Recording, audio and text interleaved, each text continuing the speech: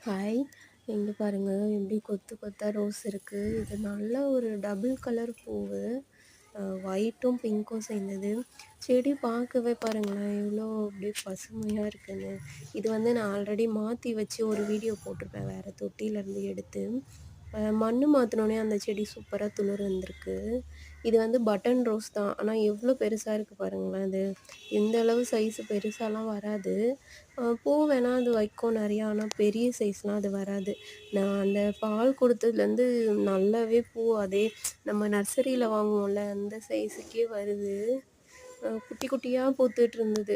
இப்ப இன்னொன்னுமே அதனால நான் மாத்தி வச்சிருக்கேன். மண்கலவ வந்து பார்த்து வைக்கணும் எப்பவுமே. நம்ம எவ்வளோ உதிரியா வைக்கிறோமோ, அதுக்கேத்த மாரி ஃப்ளவர் நல்லா பெருசாவும் வருது. உரம் வந்து பால் ஊத்துனா மட்டுமே போதும். பால் இல்லன்னா மோரு. அவ்வளோதான் அது ரோஸ் செடி. அதுக்கப்புறம் இது வந்து சின்னதா அறுவடை பண்ணேன். ம். பார்க்க அழகா இருந்துச்சு. சரி பறிச்சிரலாம் அப்படின்னு சொல்லி பறிச்சிட்டுருக்கேன். அவ்வளவா நான் பறிக்க மாட்டேன். எப்பயும் செடியிலேயே விட்டுருவேன். இது வெயில் டைம்ன்றதுனால ரொம்ப அழகாலாம் செடியிலேயே அது இருக்காது. டக்குன்னு வாடிடும். சரி பறிச்சு வீட்டுக்குள்ளேயாச்சும் வச்சுக்கலான்னு சொல்லி எடுத்துட்டுருக்கேன். எனக்கு இந்த பூ ரொம்ப நாளா கிடைக்கவே இல்ல. இது பவளமல்லின்னு சொல்லுவாங்கன்னு நெனைக்கிறேன். இது கிடைக்கவே இல்ல. தேடி தேடி வாங்குனேன். ஏன்னா, இது நல்ல வாசனையா இருக்கும்.